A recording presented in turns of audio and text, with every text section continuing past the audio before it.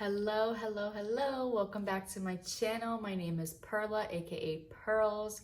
If you're new here, thank you so much for clicking on my video. I would encourage you to subscribe and enjoy these moments with me. So in today's video, I am going to be talking about what it means to get in touch with your feminine self.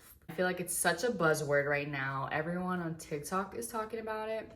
Your feminine energy. What does that mean? What does it entail? And so if you've been trying to tap into that, I have a couple of tips to share with you guys that I'm practicing myself that I want to share with you guys. So without further ado, let's get into it. Here's a list and some of my top ways of how I think you can kind of nurture the feminine energy that you have. And so actually, before I get into the list, I want to talk about, as human beings, individuals, whether you are a man or a woman, we all have yin and yang.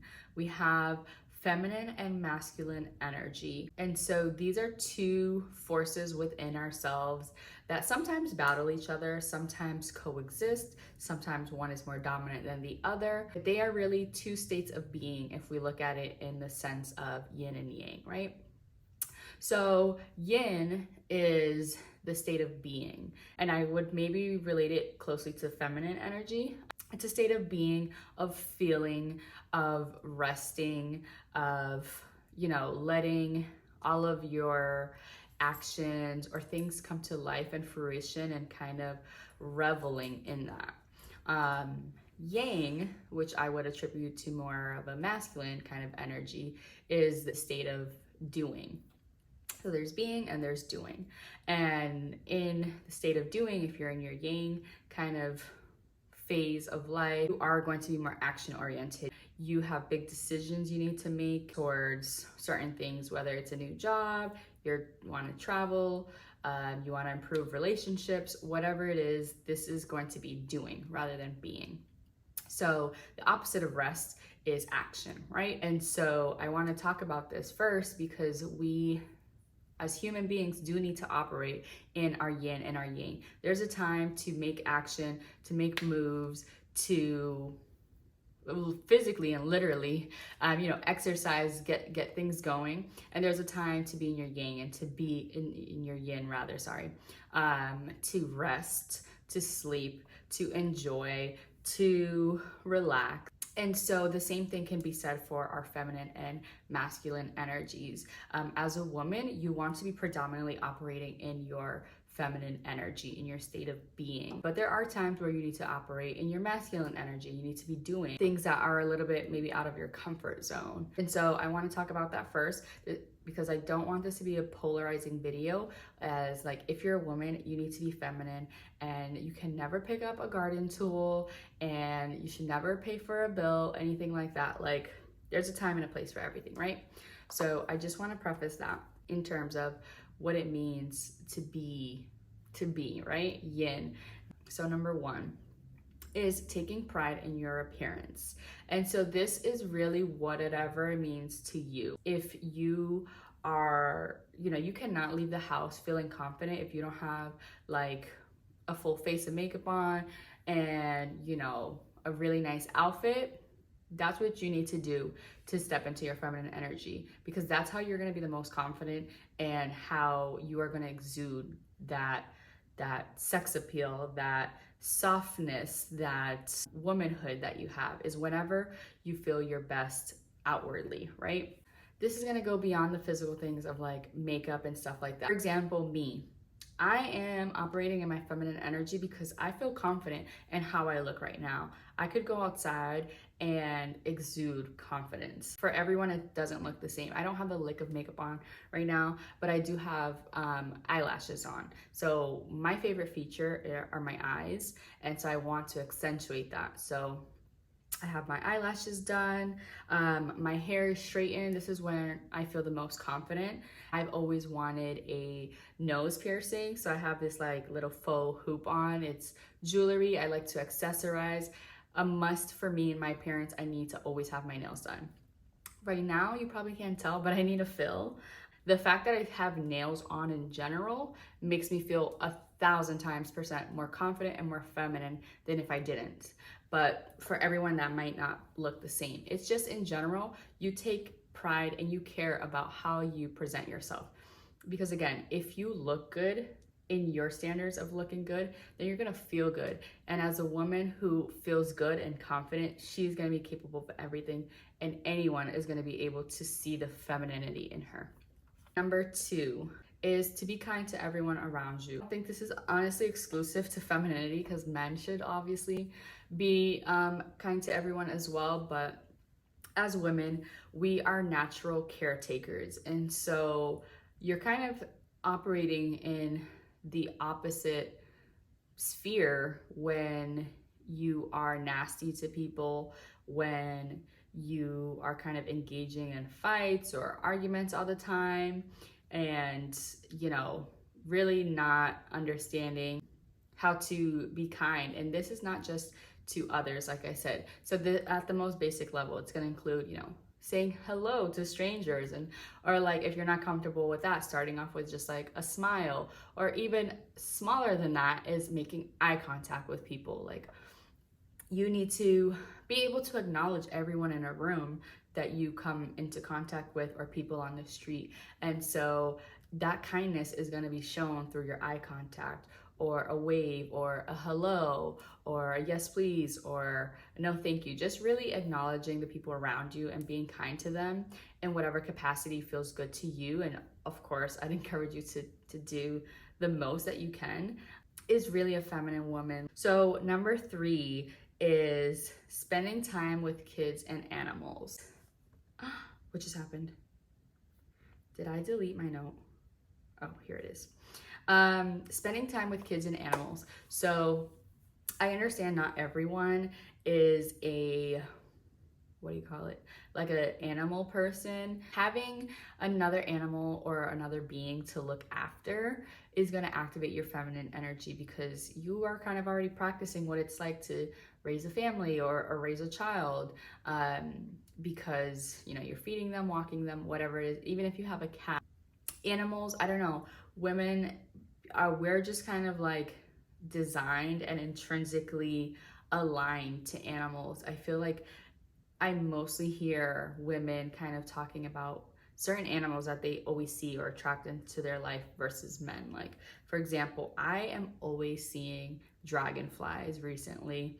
And it could be because of where I live, very woodsy, but you know, I know girls who always see butterflies every time they're out, or ladybugs, or even spiders, whatever it is. Like, every animal connected to nature, and we are nature, mother nature, hello.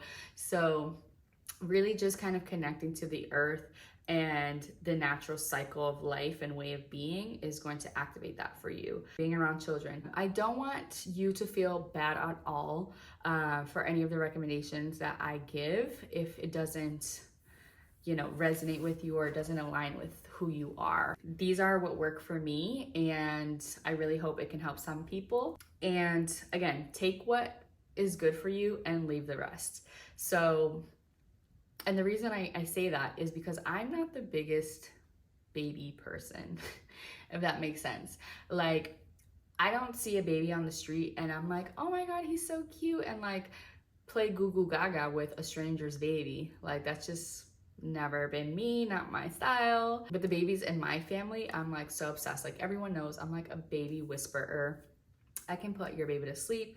I just know how to cuddle them, and like they just love me. But I've never been, I guess, attracted to the idea of having children myself. I do want a family, but it sometimes gives me the ick. But anyways, whenever I spend time with my nephews or my niece, I just feel so good inside. And I'm sure that's that maternal instinct in me just being activated. And it's a love and like an overflow of emotions that as a woman, we need to be tapped into and be able to move through life with. And so spending time with animals and babies are definitely gonna elevate that and wake that up for you. Having, I think we're on number 4, having a strong community of women. So this is very important, and I don't want you to ever think I'm perfect and I do everything that I say, because a lot of these things that I share are what I'm experiencing or living through in the moment. So I don't have the biggest group of girlfriends. I don't have a lot of women in my family, but I do know the importance of having a strong sisterhood, womanhood circle in your life. I think I mentioned in my earlier videos that I am the only girl. So I only have brothers, and then it's just me and my mom. Okay, let me start off with the women like that you're literally bonded to, the ones in your family. You want to mend if your relationships with the women in your family are strained, are bad, are non-existent, and you want to build them up. If they do exist, how can you find ways to make them stronger? You want to get into a regular communication with your mother or your grandmother, or both is even better, of course, but having that connection to generational information, maternal instincts being passed on to you. Again, always you want to practice taking what resonates and is good for you and leaving what is not. So for example, there could be bad habits or traits that you see in your aunt or your grandmother, even your mother that you don't like. And those are opportunities. Shouldn't be, I cannot be around this woman. Like, she's just toxic, negative, whatever. Because I used to be like that. And it's more learning to coexist with people that you don't necessarily always like or agree with, and still being able to have a strong relationship with them, because cold turkey cutting someone off can really stunt your growth as a woman, especially if that's your mother or your sister or something like that. And so they still have a lot to grow themselves and learn, and that can definitely be accelerated for both of you when you guys are in each other's lives.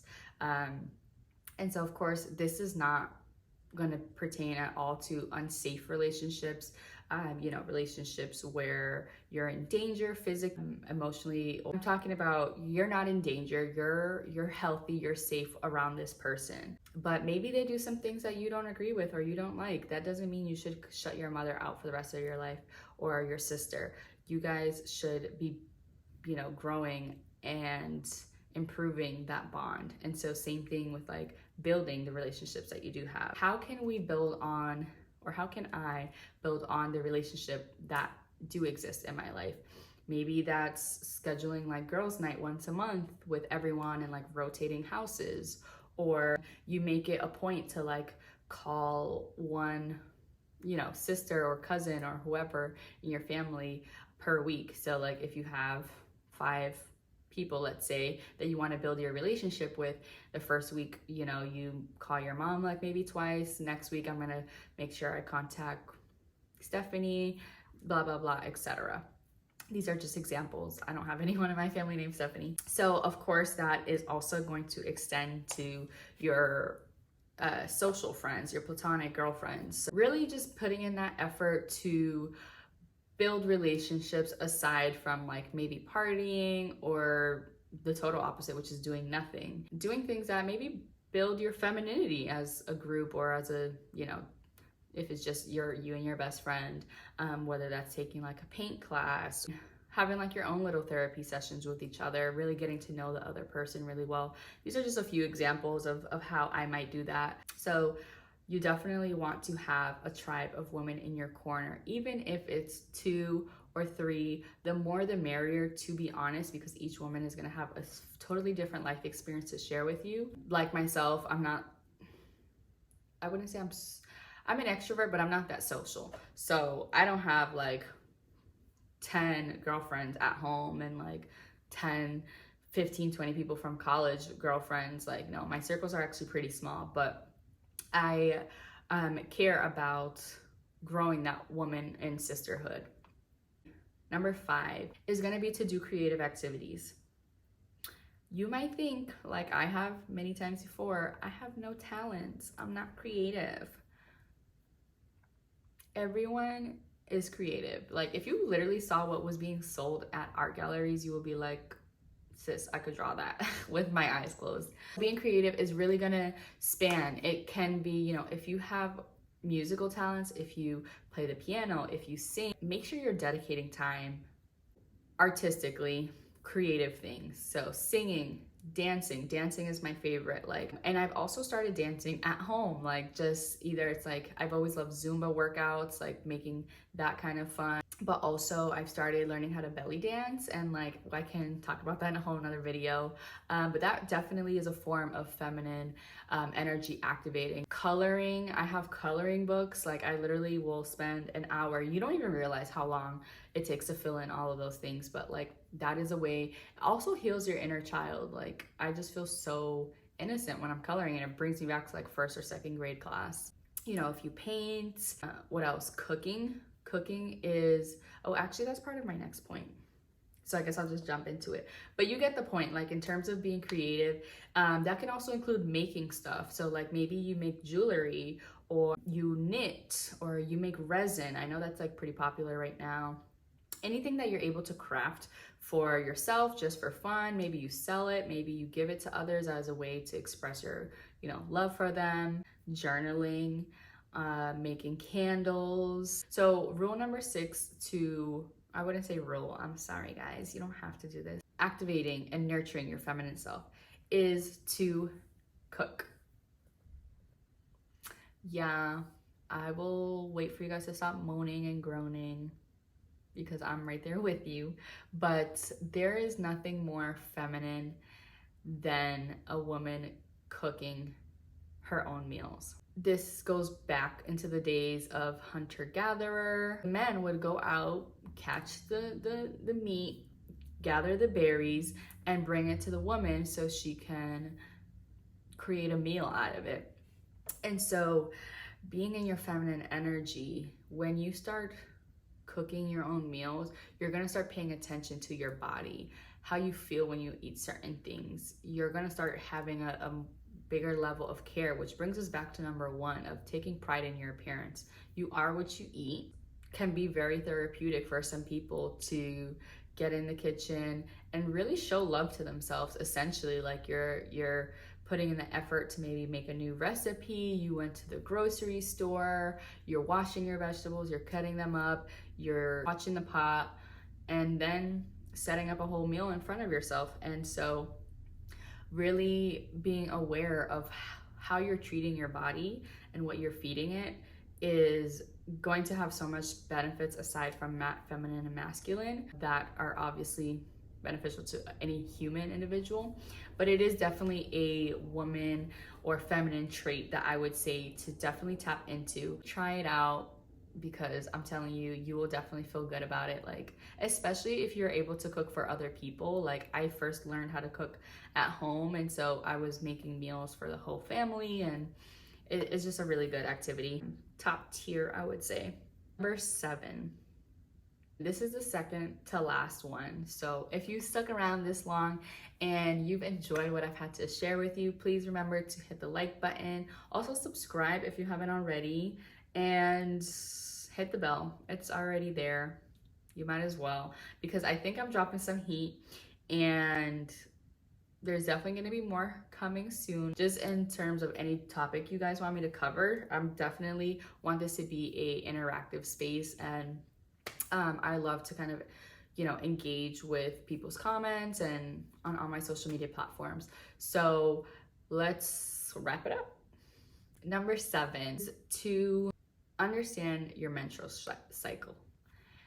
I honestly haven't looked up the science or statistics, but I'm pretty sure if you are biologically a woman, every woman gets their period. And if you don't, because of some medical reason, then you can skip ahead to, my next point. Understanding your menstrual energy is going to, your menstrual cycle is going to be key. Honestly, maybe like, I didn't list these in order of priority, but this might be where you want to start. You might want to start with this, because it could definitely be a game changer in terms of how you feel about your body, how you interact with other people, and so much more. So understanding your menstrual cycle as a woman is going to be key. And so I'm going to just go slightly into detail about what that might look like, but that will be a whole separate video to really dive deep dive into um, your menstrual cycle if you're struggling or need a resource to be like, hey, what the heck, how do I do this? Your menstrual cycle typically, or I think for most women, is a 28-day cycle. And so I say typically because I think like standard, on the books, they say 28-day cycle, but sometimes like mine is on a 30-day or 31-day cycle. It'll be exactly that long, so I get my next one. But essentially, there are different phases throughout that month or 28 days.